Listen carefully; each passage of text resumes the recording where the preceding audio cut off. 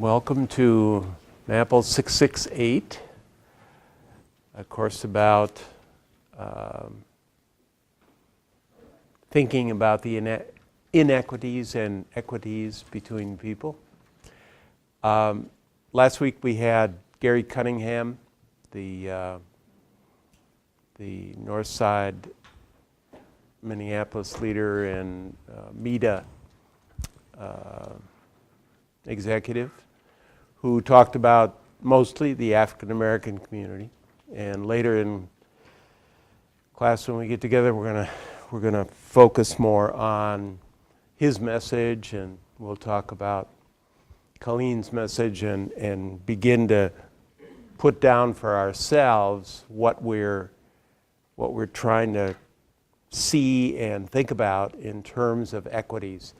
And at the same time, we're gonna decide what we want to have happen over the next series of classes in terms of who and what you'd like to hear more about. We need to, at MAPL, always get the students to tell us what to do. Some are better at it than others. I don't want to name any names. Colleen Wieck is my Dr. Wieck, thank you.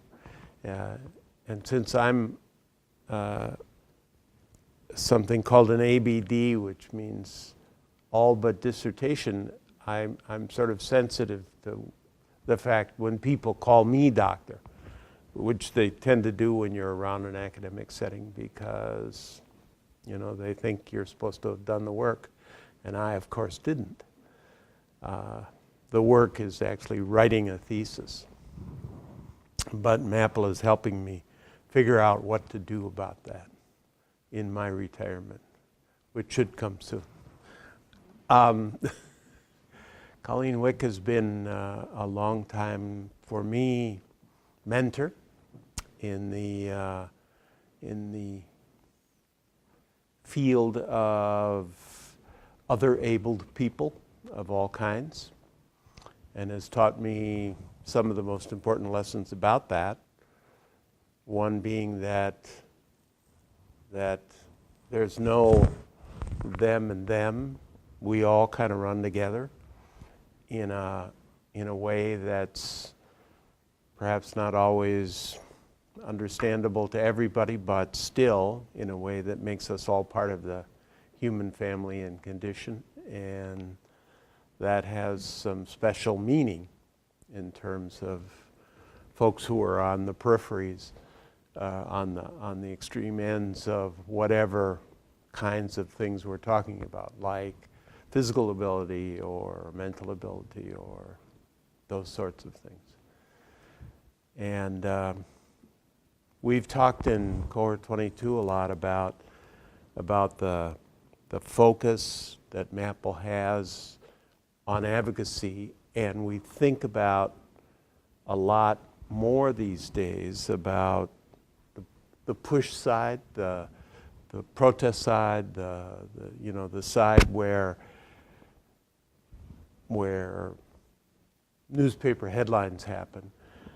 And yet MAPL continues to probably focus a little bit more on the other side, which is actually how does the job get done, particularly? How do we get there for whichever group we're advocating for, including ourselves, I guess, which is not a group except in my case.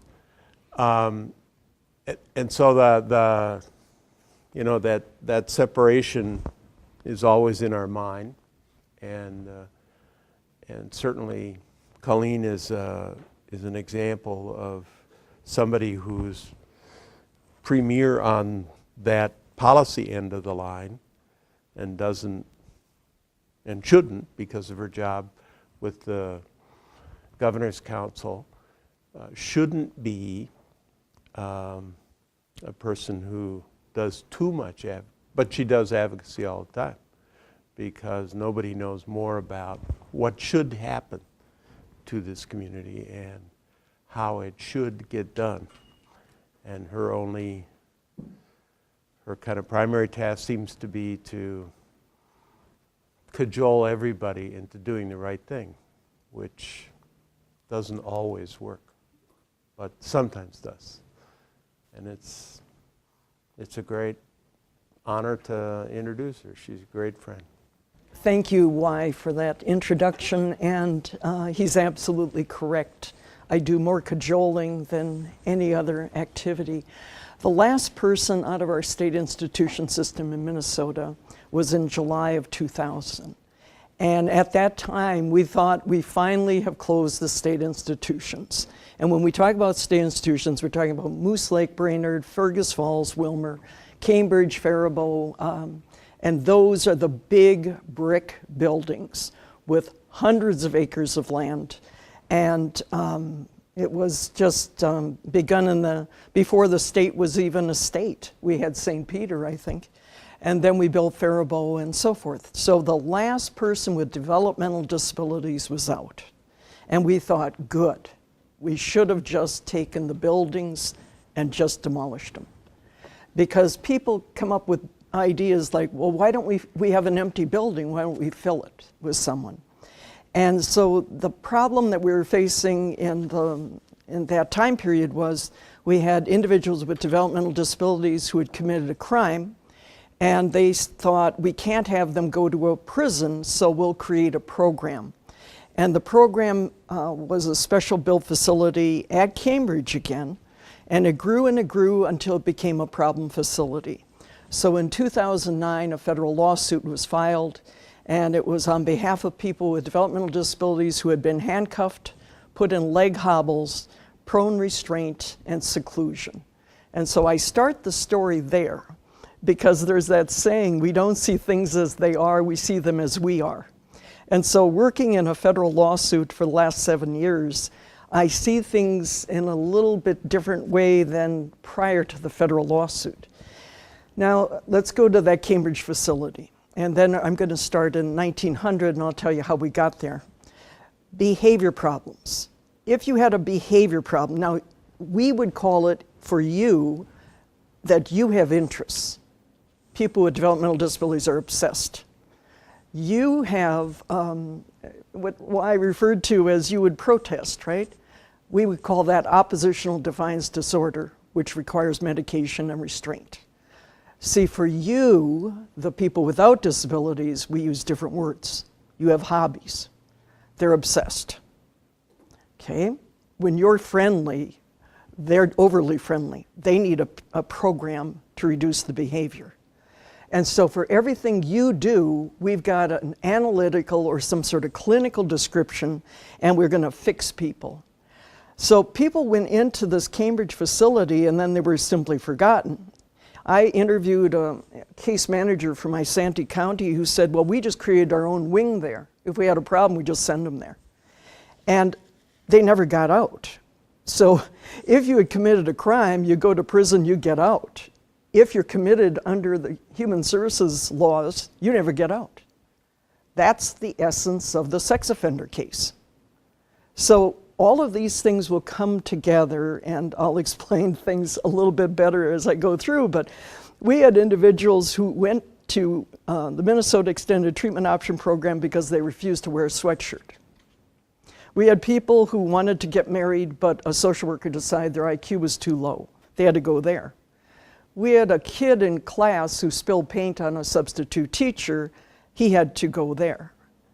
And as they went there and we read the records, people were automatically assuming the position. They'd have to get out on the floor, face down, put their hands behind their back. They even did that to somebody who had a broken arm. You wouldn't accept this. None of you would accept this behavior. You wouldn't want your loved ones to accept this. And so we contacted every person in power. I was cajoling, and no one would pay attention because, sorry, sometimes it's a union issue. We have to protect the jobs. It had nothing to do with what happened to people. And so a report was issued by the Department of Health, by the Department of Human Services, and by the Ombudsman Office.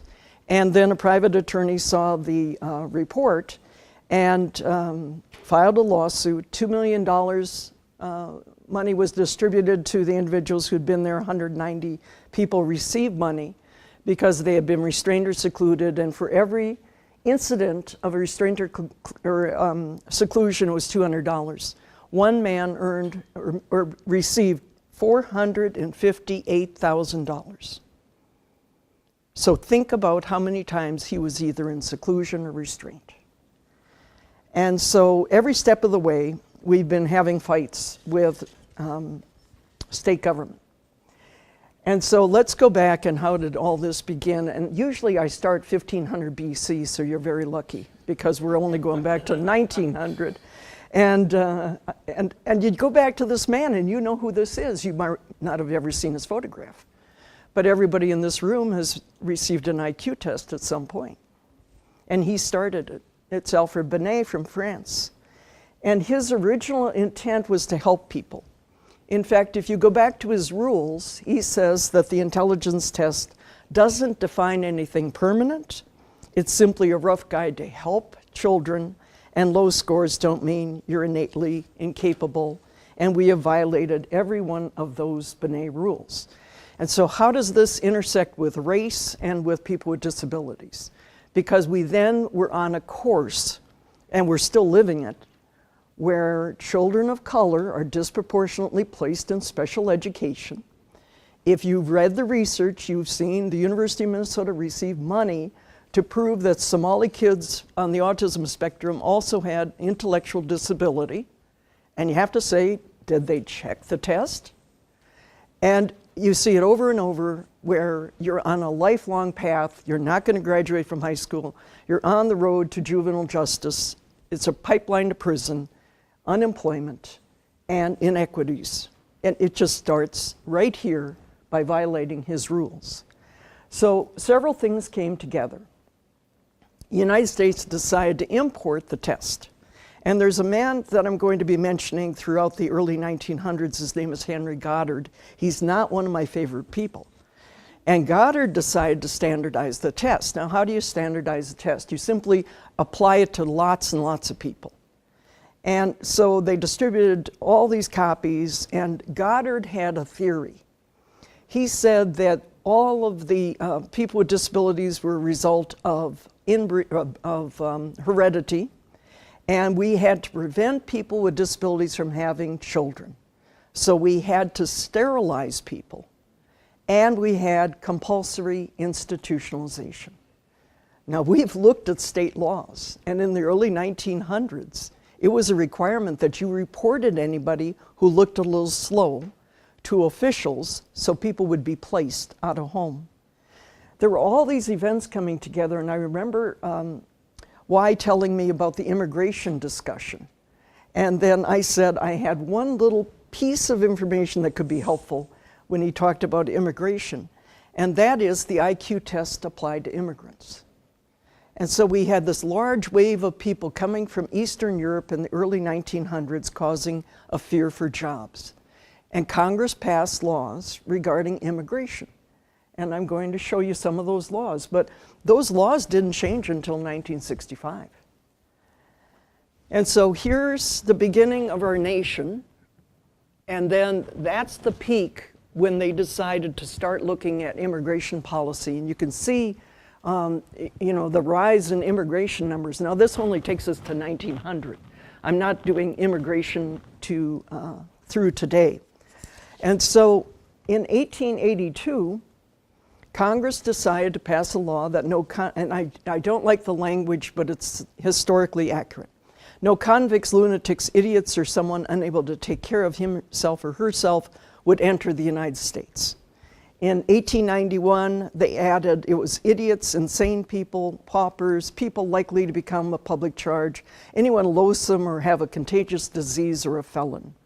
In 1917, they added idiots, imbeciles, feeble-minded, epilepsy, insane, alcoholics, paupers, felons, anarchists, I suppose because of the Russian Revolution, and TB. So we had to keep people out. And how did we do it? we brought over Benet's test, and I also have a school psychology degree, so I could administer this test to everyone in the room. You'd cover up all but two faces, and I'd ask you which one is prettier. And then I go to the next row, which one is prettier, which one is prettier, and then in that third column, what facial part is missing, and the last question is what body parts are missing. And a child of 6 can identify which face is prettier, a child of 7 can identify missing body parts. Today, they could do it at age 1, 2, and 3, but in those days, this was the marker. And so Benet also had this word test, and I won't test you right now, but in 2 minutes, can you rearrange the words into 3 sentences? And so it was all verbal. And I actually administered this recently, and there was one woman out of a class of 35 who could do it instantly, and she happens to be on the autism spectrum. Another IQ test from that time period was based upon, it would be like the People magazine Trivial Pursuit game. So it was culturally, you'd know it in that time period, but we couldn't answer the questions today. And then there was this test, and we'd be testing you for speed. How fast can you do it? How accurately can you do it? So in 1913, the Public Health Service began administering these tests to samples of immigrants. And I'm not here to insult anyone, but 79% of Italians, 80% of Hungarians, 83% of Jews, 87% of Russians were concluded to be feeble-minded. Okay? Therefore, you can deport them. Deportations increased in this time period, and here's what happened. Ellis Island employed Henry Goddard to come and tell them, how can we use the IQ test even more efficiently? And so we have, you can go online and you can see the walking through Ellis Island. So you get off the boat, and what Goddard did was train 2 social workers, and I hope there's no one here who's a social worker. I'm not here to insult social workers either. But he said women social workers could do this better than anyone else. They would look at the incoming passengers, and they look them in the eye, and they do a visual inspection. Do you look a little slow? And then they'd signal to the social worker at the top of the stairs, this one looks a little slow. Send the person to the psychology testing booth. So they had psychologists who would then administer what I showed you. And now you don't speak English, right? And they would have interpreters. But deportations increased by 350% because they used this approach. So 5,000 people are entering Ellis Island every day, and rather than challenging the test, they deported people. Now here's a side note. One of the women they deported went back to Germany and was killed during the Nazi period. And that woman's nephew became a leading disability rights attorney because of what happened. So they take the IQ test and they apply it to Army recruits in World War I. It's 1917, and Goddard works with other psychologists, and they decided to administer the test to 1.75 million recruits. And they conclude that 40% of white men in America are feeble-minded. Okay, you can laugh, because, see, they didn't challenge the test. They simply administer tests, and then they conclude, oh, well, you're feeble-minded, so this will be your career. The test changed from mental age over chronological age and became a derived IQ score. And that was done by a German psychologist. So other people said, well, let's not administer paper and pencil tests. Why don't we invent other methods to figure out your intelligence? And so on the left side is the Romberg test. And what they do is they attach this mechanism to your head, and they ask you to sway. If you were to close your eyes, would you sway left to right, or do you sway forwards, backwards? If you tend to sway left to right, you're feeble-minded. according to this test. Okay, you can laugh. Or you can go to a bar and simply record how many people are feeble-minded in the bar, right? You can listen to music and who sways. They decided your future based upon the Romberg test.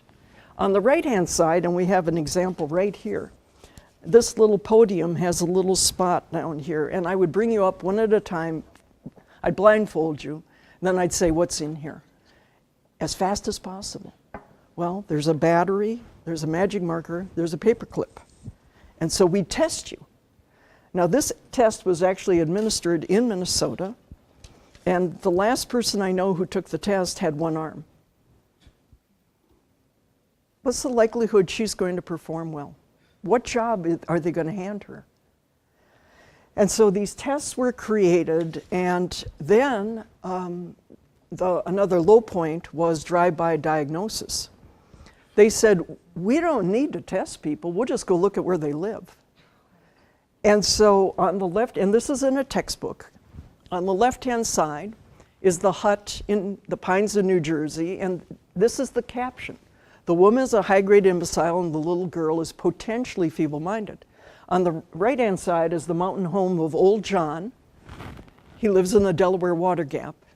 And what they said about his family is that everybody is defective and has a record of immorality. So then we get to the whole period, and Minnesota had identical sorts of studies going on about inbreeding. You know, families marrying families, living in isolated areas, and so forth. And so all of this is part of that genetics movement and eugenics movement that everybody in Minnesota believed in, and in the nation.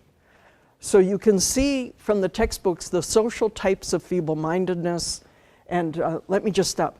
Idiot, imbecile, moron, feeble-minded. Idiot is 0 to 25 IQ. Imbecile is 26 to 50. Moron is 50 to 75. Feeble-minded is kind of a broad term. And so we see in the textbooks the social types of feeble-mindedness, and people are taking photographs, and mixed marriages were outlawed. And so if you know your US Supreme Court history, you know, again, it was late 60s. But how did they reach this conclusion? Stanford University took the Binet test, the Stanford Binet IQ test. They applied it to individuals from China who married individuals who were white. It wasn't African Americans and whites, it was Chinese and whites. And they said that children from mixed marriages would have disabilities. So they passed laws forbidding marriages. Now this is something, it's kind of inside baseball. But it's been in place and is still in place today, where people believe that you can predict what your job will be based upon your IQ. So here's mental age. Remember, that comes from Binet. Over there are the IQs, and that's changed now to profound, severe, moderate, mild. And then in the middle, you can read the kind of jobs you could have or your abilities. And so I'm just going to point to the 10-year-old. You can be a good institution helper. You can do routine work. And this wasn't blown apart until the 80s. People kept believing that based upon your IQ, you would only be able to do these jobs. It was in the 1980s when we finally said people can do jobs with supports, and we're still fighting about it today. And I'm here from, I'm also supposed to be in a different class right now, and we're teaching parents and people with disabilities how to be leaders. And we had a mom come to our class who said I think it was a daughter who was 8 years old, and she was told by the school district that on the child's individual education program, the child should crush cans all day because that's what she was going to do as an adult. Now, with all the laws we've passed, that child has the right to access to education, not to crushing cans. And it comes from this belief. that people can only do certain things. And we've had people who never saw a computer digitize records. So we can teach people a lot of skills. The normal curve, I'm sure you've seen it. And all of you are at the far right side. You're all professionals, executives, you all have very high IQs, no doubt about it. This is the group I care about over here, who are called defectives and incompetent, and they're at this low end. Now, when I'm in Michigan, they really hate this slide because the Teamsters are right below average. I'm sorry, but again, this is one of those old curves where you predict who will have what job based upon your IQ. So one woman actually walked out. She was so mad at me. And all I was doing was showing a historical image. And so for people with disabilities, the people on my end, the 5%, this is one of the ideas that you would work your way to a better job through a continuum. Now again, we blew up the term continuum in the 80s, but Minnesota's hanging on to it. They don't want to give it up. And so people down with the lowest IQs, well, self-preservation means, can they exit this room in the event of emergency? Can they exit in case of fire? And then you work your way up, and then you can do some tasks at the far end, thus leading to lives of unemployment. So then the next big change in the field was to take photographs of people and send out books and tell local physicians and psychologists, here's what these disabilities look like. And I brought along an example. Sorry, can we start it over here, Brett? Would that be okay? I'm going to explain what this book is. They'd collect photographs and they'd send out books like this, and they'd tell people, this is what pituitary dystrophy looks like. Now these are old terms. Cretinism. And you find people with IQs be certain levels, 20 to 35, and you could just see these images. So what happened was, I was able to get that, I'll never forget this directory because I received it when I just started work in the field, and that's 45 years ago. And so I was supposed to look at that and then figure out, oh, this child has Apert syndrome, oh, this child has certain type of cretinism, and so forth. And people were given those books. And so you see the images, and then you're supposed to say,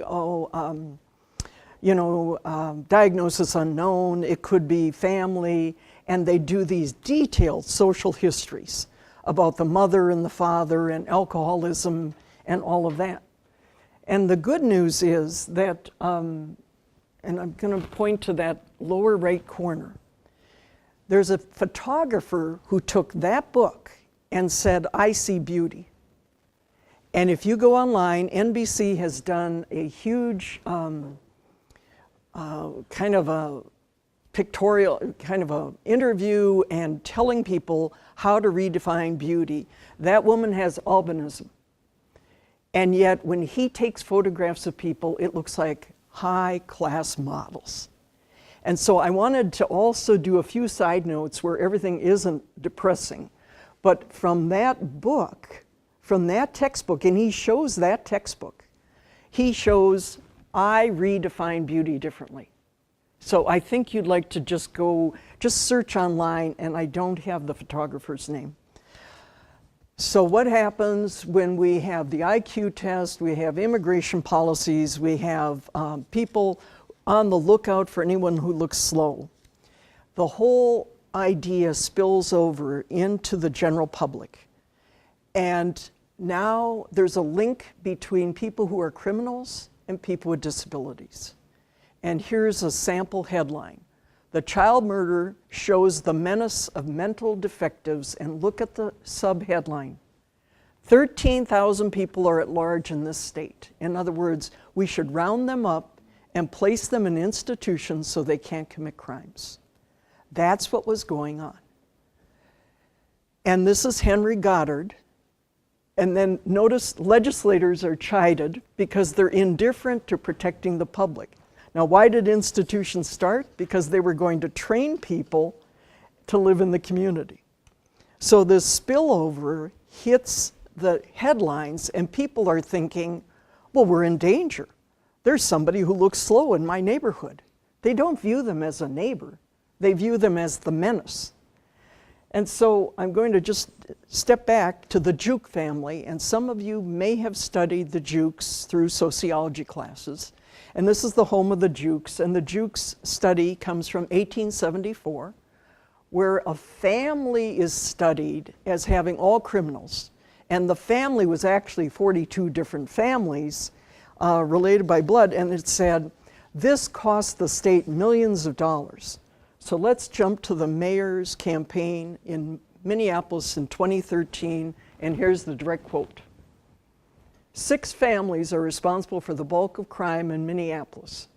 It's been a consistent theme of the mayor's campaign, repeated over and over. And I looked at that and I said, is he citing the Juke study? You know, is this the Juke study? When you see these things and you see them, like, it keeps repeating. And I took out the name of the candidate. I'm sure you can discuss it later. Delinquency and feeble-mindedness. So at this point in time, people think that if you have a disability, you're going to be a delinquent.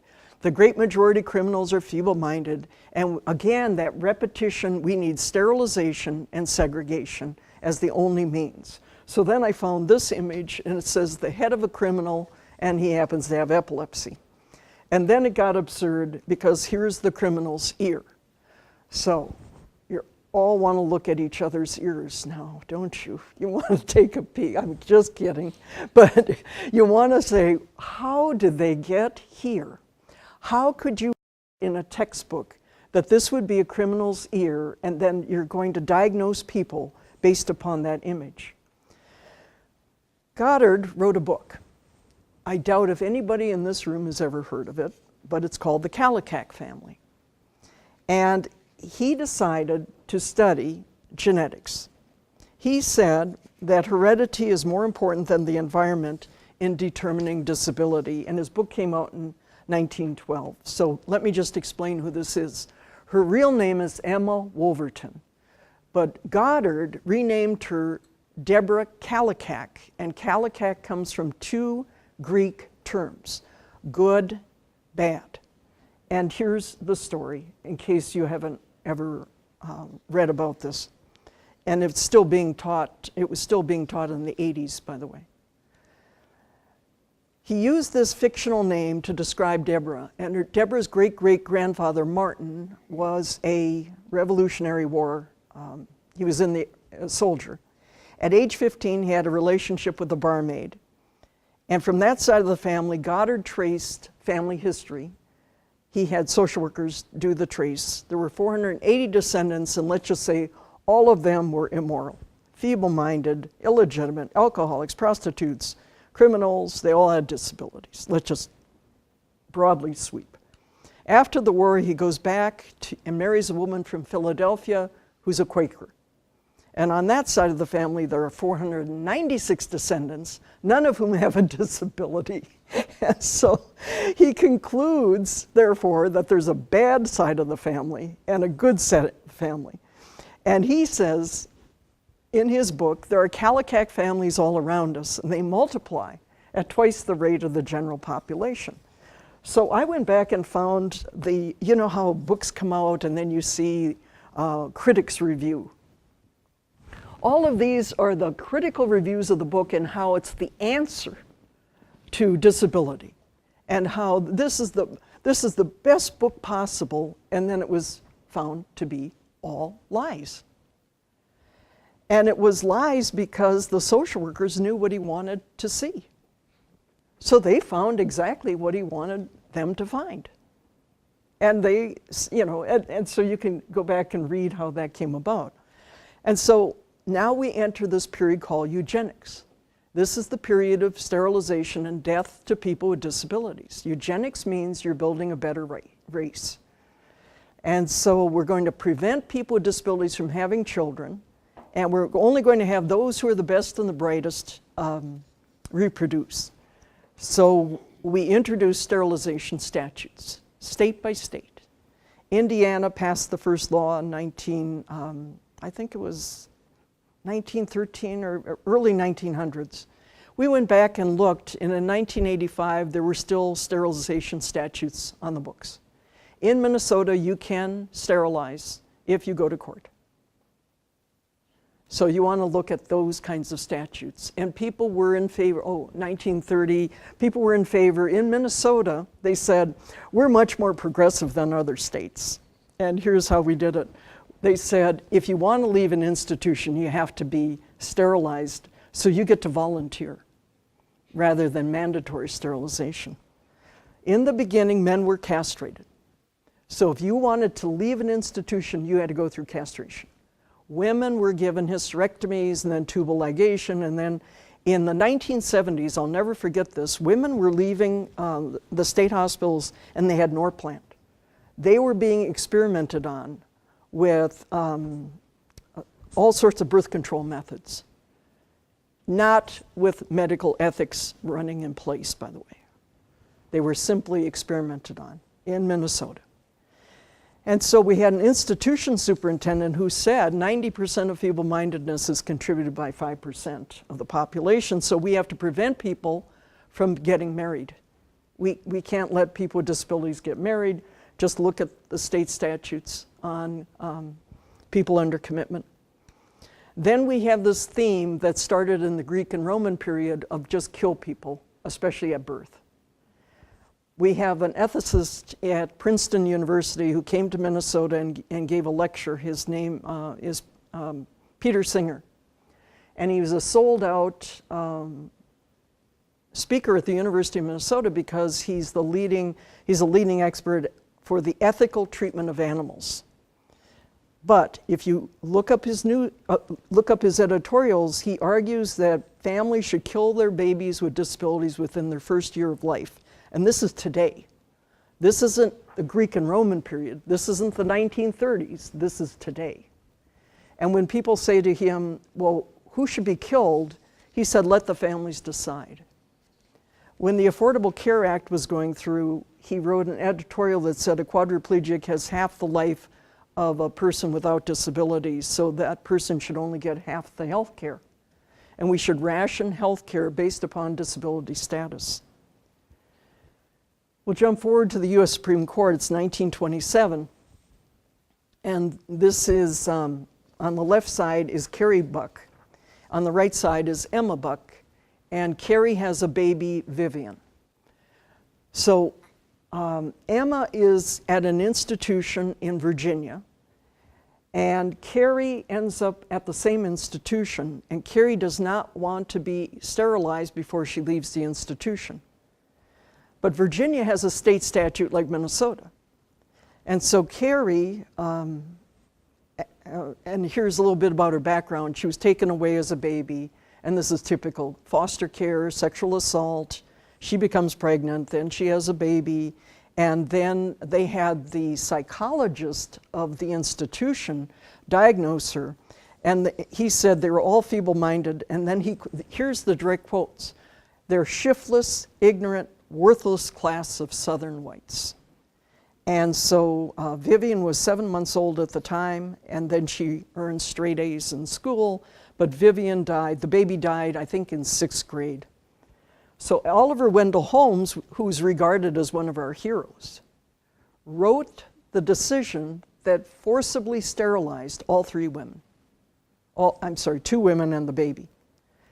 And he said, in his decision that we can't be swamped by incompetence, that other people make sacrifices. And here's the most famous line: the principle that sustains compulsory vaccinations covers the cutting of fallopian tubes. 3 generations of imbeciles are enough. This statement was read during the Nuremberg trial because the Nazis came to Virginia to study sterilizations. And several states have now apologized to people who were sterilized. But this woman was sterilized. David Souter agreed, the Supreme Court Justice. Sweden is one of the first countries to compensate people who were sterilized. And I've got tons of articles. North Carolina has been leading the effort, others have been. But Beijing had a conference of 2,000 scientists, and they have mandatory sterilization for genetic issues. This is a doctoral dissertation for Vermont, and they were sterilizing not just people with disabilities. They were sterilizing people who were poor, who were Native Americans, people with disabilities, all without consent. The state of Vermont, which is supposed to be the liberal, progressive state. So throughout time, and again, if we did the longer lecture, you'd see how people with disabilities were sideshows, how they were part of the showboat eras, how the ship of fools in the Middle Ages. And here's an example of the sideshow. We actually had a Florida lawmaker introduce a bill that said that they should reinstate, and this is the wrong language, dwarf tossing in bars because it would increase the employment rate of people with disabilities. That was just a few years ago. So these kids didn't get to go to school. That would be the understatement, wouldn't it? If they're sterilized, if they're put to death, if they're sideshows, they're certainly not in the public school system. And so Goddard, again, led the effort, and he said, I'm protecting the typical kids. Then I found this one. One of the institution superintendents said all drunk people shouldn't get married, and I thought that would reduce the marriage rate considerably. And then here is the results of conception when father is intoxicated, and it's a man with cerebral palsy. And then this headline, all people are somewhat feeble-minded. So we had a lot of mixed messages in the media. We'll jump to the Nazi period. And Hitler, it was a very systematic effort. I mean, we're talking about a decade of public education using posters like this that show the German worker under the burden of somebody with this. On this side, it's a person with a developmental disability, intellectual disability. On that side, it's drawn to show a person with mental illness. And look at the burden that we're suffering.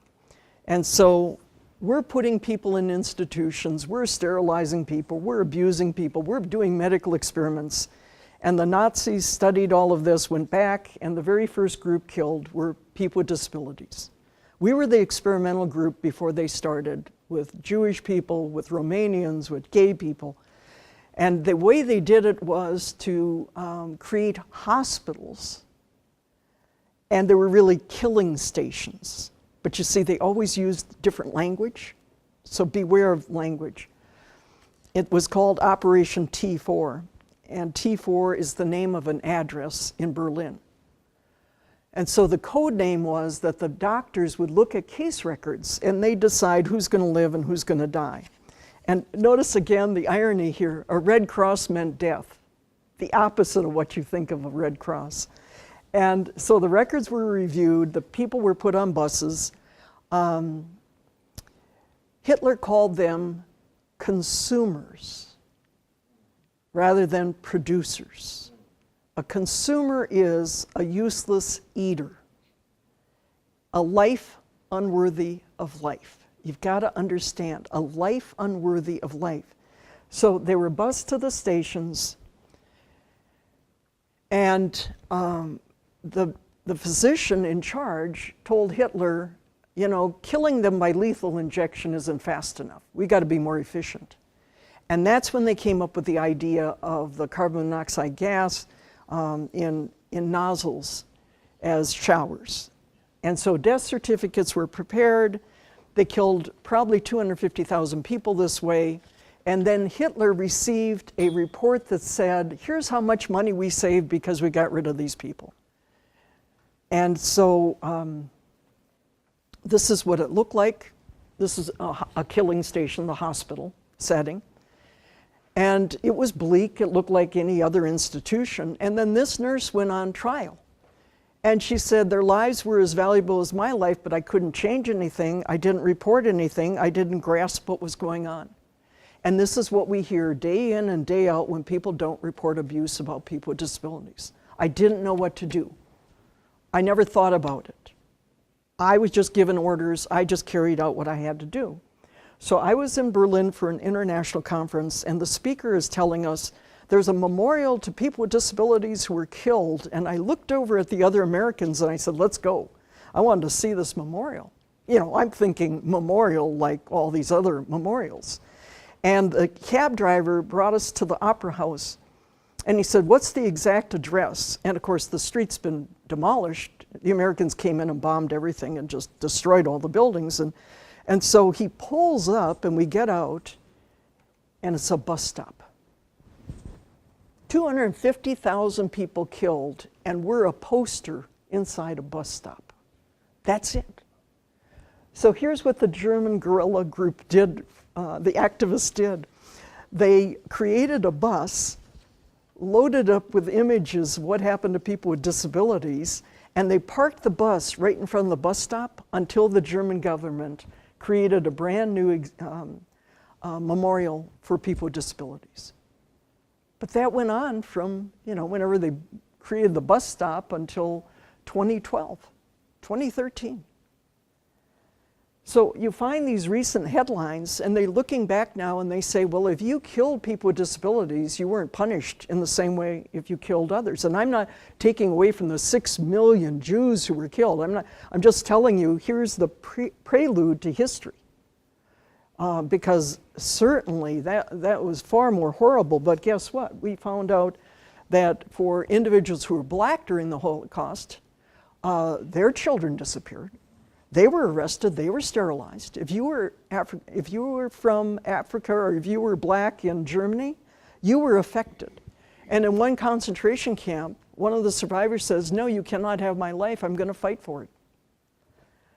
Now, the most recent research that came out in 2013 showed there were 42,000 ghettos and camps. And the numbers are much higher than ever, especially for people with mental illness and other sorts of disabilities. So what's the parallel? They're just discovering now other, you know, like kids' brains. They discovered them in Vienna and they returned them to Germany for burial, mass burial. And then in Minnesota, we have unmarked graves. And Joe Shapiro, who's at National Public Radio, came and wrote a book in 1990 about Minnesota's policies and the ADA policies. And I'm just going to skip through these, but Joe went down to Faribault and he just walked back and forth and he didn't realize he was in a cemetery because it was all overgrown grass. People didn't even get any sort of marker. They just got a stone. And it looked like that. And the stone might not match the actual records. In Michigan, they tell me that when they mow the lawn on the cemetery, they just pick up all the stones and just toss them back randomly. So if you thought number 220 was your relative, you're wrong. It could be anywhere.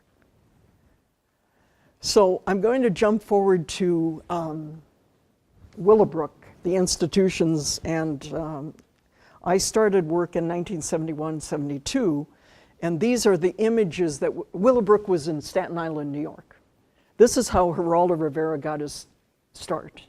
This is where his career began, was at Willowbrook, because he was able to sneak a camera in there, and he received a 1-hour program on ABC, this is when I began work, and this is just so familiar. This is how things were. And so we see these kids and overcrowded conditions, and you see this door, and in Minnesota, we had a family member in 1972 try to get to see his daughter in Cambridge, and he got through a locked door. Now just look at that image of the door. It's hardly like this fabulous facility here. But people are pounding. You could just see how they're pounding on that door to get through the door. And so this father, who was a real estate agent, Richard Welsh, got through the door and found his daughter Patty in 4-point restraint, naked and overdosed. And he found an attorney at Legal Aid Society, and Minnesota was under a lawsuit from 1972 until 1989. It's called the Welsh case. And then you go in and you see beds like this, and notice how they're overcrowded, no pillows, no blankets, no nothing. And if it was, when they say they were overcrowded, it meant people slept on the floor. The beds were always made because that's what licensing agents looked at. The bathrooms had to be easy to clean. Notice there's no soap and no towels. So you know if you're in public health at all, what happens to people, because disease runs right through your whole system. There was never any toilet paper. In 1980, I did a walkthrough. I was part of the lawsuit that expanded the case to all the institutions. We never saw toilet paper. And in 2011, Judge Rosenbaum wrote a 6-page memo to the Department of Human Services, and in that memo, he included a description of the fact that the sex offenders were not getting toilet paper. And so you're going to say to me, why? The answer is because they believe people with disabilities would use the toilet paper to stuff the toilets and make them overflow. So they took away toilet paper from everyone. You see, this person, and I know the physician who was called, it was 3 a.m. in the morning, and he was told to come down because this person had been hit. And he said, is it broken bones, is it blood? Those were the criteria. And so there were thousands and thousands of people living there and only a few physicians. Restraints were common. And so this is what a straitjacket looks like, if you've never seen one. And no professional group ever spoke up, no union spoke up, no parent group spoke up because of retribution. Because they'd be told, if you're going to complain about conditions, we'll send the son or daughter home to you with no help at all. If you saw these images, you'd say, that's Romania, right? If I didn't tell you this is New York City, Staten Island, you'd say, well, that looks like Eastern Europe. That's how they treat people. No, that's how America treats people. And so no ethics complaints, the federal government wasn't involved, no licensing, no Medicaid. This is all pre-that. And that's why the federal government role is so important to our field. And so you see somebody like this, children were abandoned. If you meet them today, those who lived in an institution in those conditions, their life is totally different. They can barely walk. They had no academic training. And then you see somebody like this who is at Willowbrook. He's naked. Every day he's naked. He goes to this radiator and he just cuddles up against the radiator. And Dr. Bronston told me, well, he wrote this short essay about how we never see things, how we're so busy we can't see things. I'm just going to skip through these. And these are common sights. When I was walking through the institutions in 1980, this was exactly what I saw, except the men were naked. And then we have inventions like this. This is called, again, it's terrible language, the cripple cart. And so we had a famous professor go to Sweden in this time period. He comes back to America and he says, in Sweden, they get everybody out of bed. And in America, we leave people in bed or we leave them just lying on the floor. And so he says to the Swedes, how can you do this? And they said, well, we believe in activation. So Dr. Wolfensberger comes back to America and he's telling people, we should get people out of bed. And what's the first thing America does? They say, oh, the Swedes, they're less disabled than we are. And so we have to leave people in bed. And he's got them convinced, get them out of bed. So they build carts that look like this. And you can tell the carpentry shop made them. You know, they're old pieces of wood and they've got bicycle tires and they've got a handle. And we actually had a man show up in Texas for one of my classes in a cripple cart. He had lived his whole life in a cart, flat on his back. He's passed away since these images were taken. What do you learn from the slides?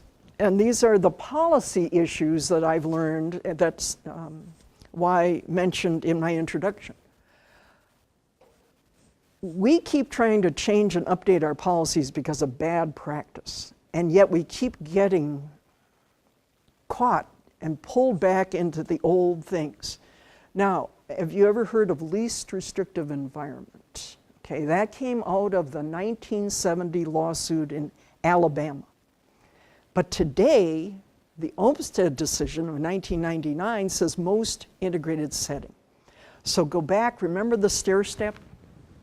That's least restrictive environment when somebody says, well, if you just got a little better, if you got more skill, then you could move to a less restrictive alternative. The Americans with Disabilities Act said you get to start in a regular place. You don't have to go to an institution and work your way out. You get to live your life in general society. So we use the term most integrated setting, but we still have, in fact, I was editing yesterday, a major large department that you can see from here said least intrusive community. And I'm sitting going, what the heck? Why can't we use correct language? And so when we talk about policy, often it's just the reminder of the language you're supposed to be using. The outrage about aversives, where I began. Can you imagine in 2008, somebody in leg hobbles? Of course not.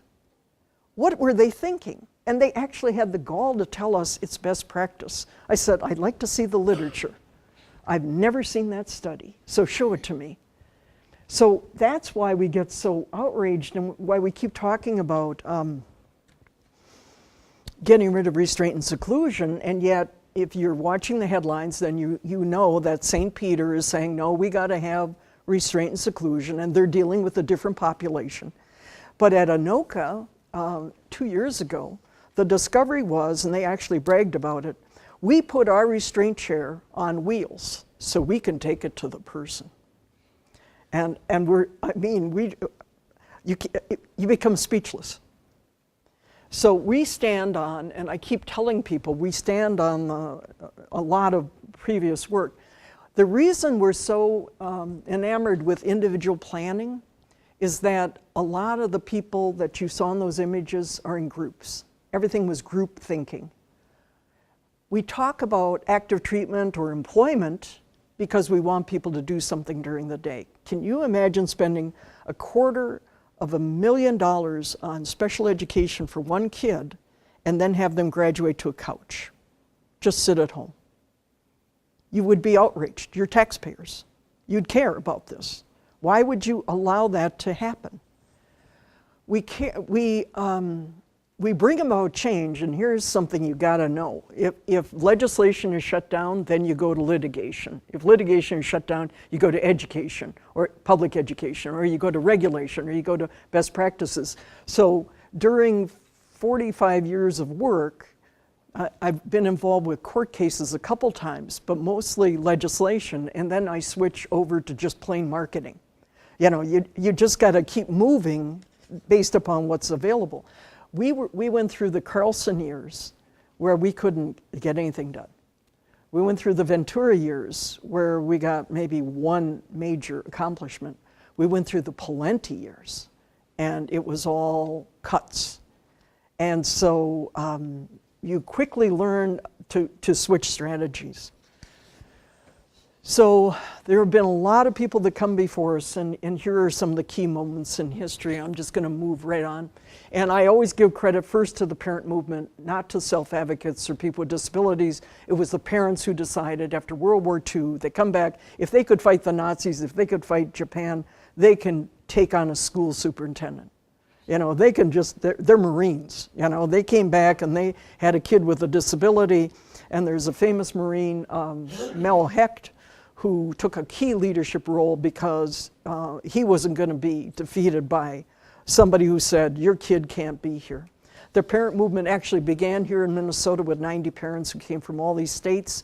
They came with a purpose. They had no money, no precedent, no policies, but they were strangers, but they all wanted to help one another. You go to that news coverage of 1950, And they actually are quoted as saying, we hope 50% of our sons and daughters won't be tax burdens, because of all those lessons for the 1900s are just embedded in these families' brains that they, you know, that I hope my child isn't a burden on society. And so it was an idea that came, and bless his heart, Luther Youngdahl came to the convention, and he spoke about the rights of people. Now, he was prodded into this. He was embarrassed into this because the Unitarian Conference Committee had produced a report, a very thick report. He read it and he says, oh, he says, boy, this could be explosive. And Arthur Foote, who was in charge of the committee, said, yes, especially in the hands of your opponent. And so I've got the news articles here from 1948, and I'll gladly leave those for you just so you can see them. But it was news articles, the Unitarian Conference Committee, and Youngdahl went to Anoka and burned all the restraints in 1949. And he said, we are free of these forever. And of course, they came right back. We had medical doctors who believed that the child with a disability should either stay at home or go to an institution, usually go to an institution. Here's where Brown versus Board of Education comes in, and we didn't use that lawsuit until 20 years later. We had parents who talked to members of Congress and say, do something.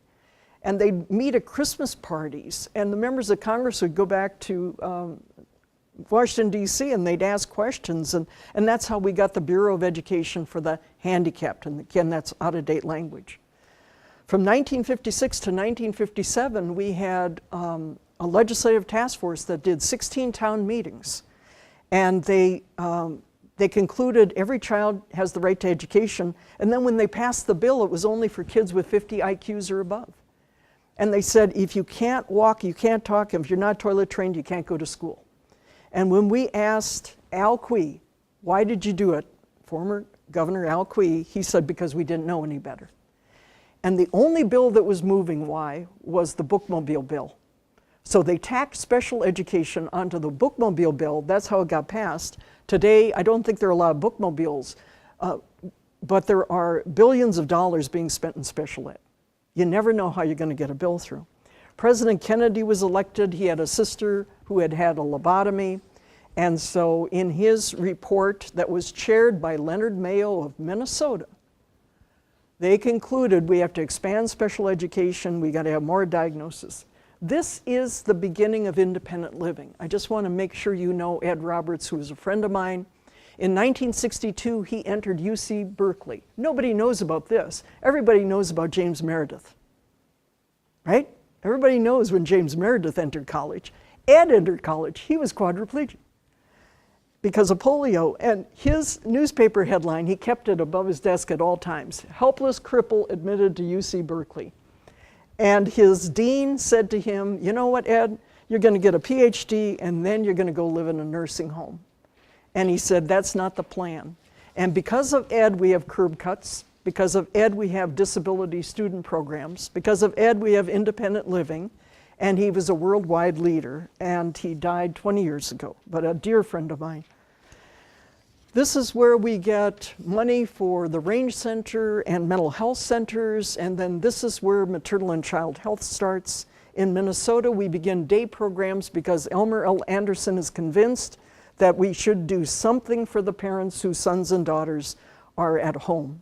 Voc Rehab began right after World War I because there were disabled vets returning home, and then it kept being expanded. Here's where Medicaid starts, the #1 funding source, but look how long I've been talking. We just got there. I'm still not at the waiver.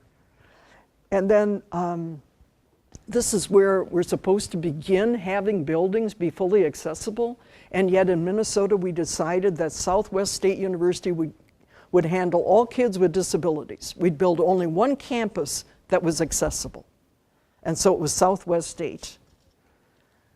Here we have the issue of IQ and poverty, and how children were diagnosed during school as having, the old term was MR, and yet they go home after school and they weren't. We have a whole slew of education cases about IQ and so forth.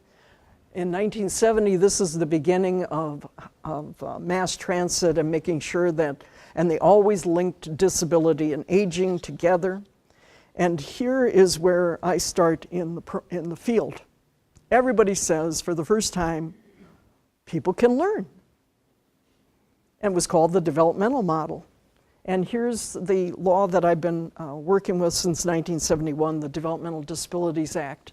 And two mothers got together with Ted Kennedy, and they decided to create a brand new term called developmental disability. And as a result, we have councils, we have university centers, and we have paid for by the federal government.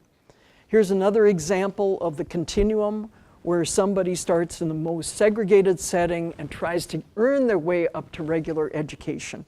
Minnesota, if you disaggregate the data, has some of the highest segregation rates of kids with disabilities. But if you look at all disabilities, then we are rated high. But if you look at our group, developmental disabilities, we have some of the worst. I received, there were a lot of people who just did sanding their whole life. And so I got a plaque at my house that says, "Is there life after sanding?" Here's where Hillary Clinton was a lead researcher for the Children's Defense Fund. And Marion Wright Edelman did the study, and they concluded that only 1 out of 5 kids were being educated, more than 1 million kids excluded from schools. And so that's when the federal law passed for public education, 94-142. Here's Medicaid, and of course Minnesota jumped on Medicaid immediately. We always said maximize federal financial participation was really our state motto. And then we were in there to apply for money right away. And this is one of the first lawsuits that went up to the US Supreme Court. And it came about because the man on the right, who's a friend of mine, Gunnar Dibwad, went to a parent meeting, and he said, you have to file a lawsuit against the Pennsylvania Department of Education. And this is Tom Gilhool, who used Brown versus Board of Education. And Gunnar showed autopsy photos to the parents because they said, well, we get along with the Commissioner of Education. We don't want to sue. And so a little boy died in an institution the parents were never told. And so his body was at the morgue, and the mother came to visit her son, and they said, oh, he died. And so they kept the photos, and Gunnar said that little boy should have never been at that institution. He should have been at home and in school. And that's why they sued. We had to get parents to sue. This is the most famous jurist, Judge Johnson, and he took the Rosa Parks case, which led to desegregation of transportation. He led the effort on correctional reforms and on disability reforms. He wrote the standards. And he asked Judge Bazelon, how do I know what to do? People were being showered with garden hoses. And Judge Bazelon told him, does it make you sick? If it makes you sick, you have to rule in favor of the plaintiffs. And of course, Governor Wallace said he wants to run a hotel. And Judge Johnson says, well, in a hotel, at least you get a toothbrush. And nobody had toothbrushes. So he wrote all of these standards that still are embodied in our state statutes. And that was in 1972. This is Wolfensberger, and we have a 2-day lecture on our website about normalization principles.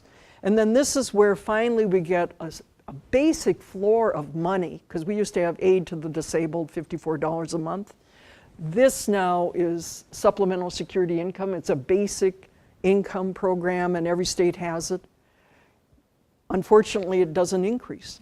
And so people are caught in about $791, 800 some dollars. And then, of course, Head Start was supposed to be inclusive, and it's taken a long time to do that. And then the Mills versus Board of Education lawsuit. And basically that set a standard that no matter what the money is, take the money and redivide it. You don't get by saying, oh, we can't provide that because we don't have any money. And they said, well, we can offer 2 hours of schooling every week for a kid with special ed needs. And Gunnar Dibwad testified that's like telling a kid you get 2 meals a week. It's not sufficient. So the Rehab Act is reauthorized and was completely rewritten, and then we had the huge civil rights fight around 504. 504 means that you can't discriminate if you accept federal money. And they held the federal courthouse for 30 days, the federal building in San Francisco for 30 days. And we've got a BBC film about that on our website called We Won't Go Away.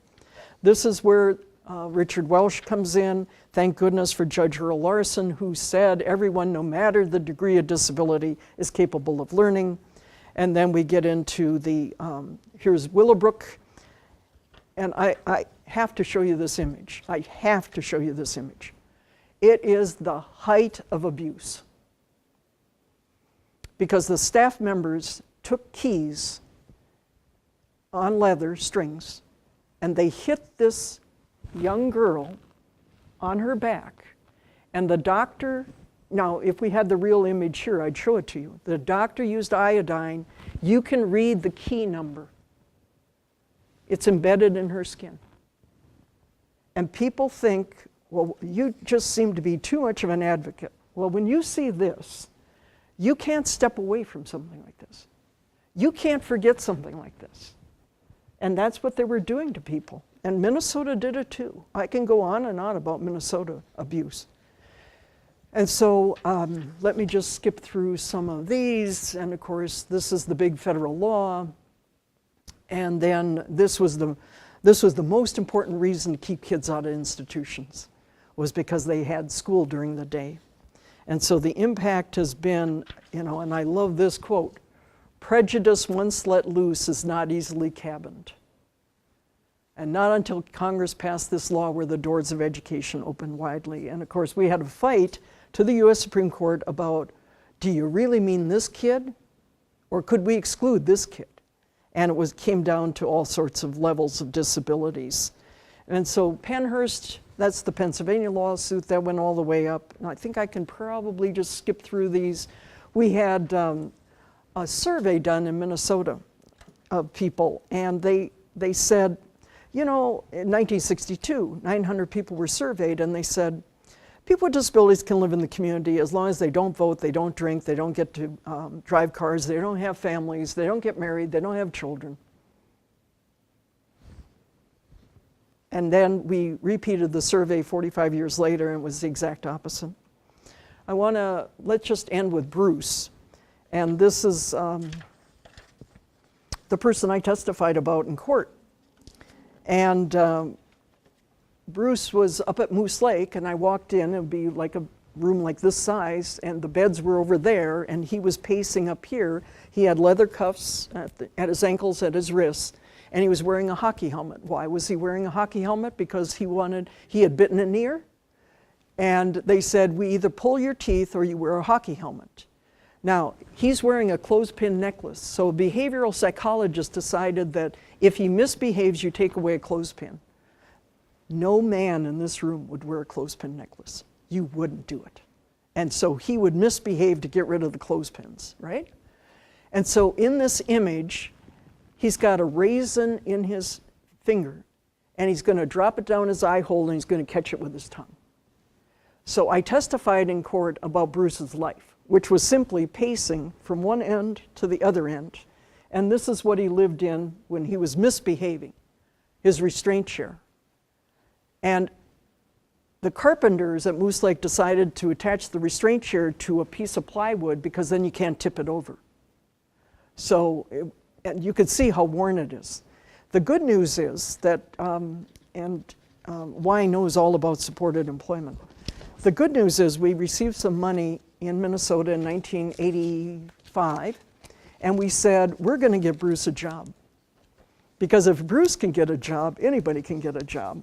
And so I give all credit to the employees who did it, and they were able to get rid of the helmet, the leather cuffs, and we got him outside. He did work outside, eventually worked in a bank. He's retired now, and he lives on a lake in northern Minnesota. And see, I know I've left a lot of the negatives with you. I could come back, I won't, but I could give you all the positive stories. But I think the intent was to get to the inequity that we still have. And trust me, it's still there. Question?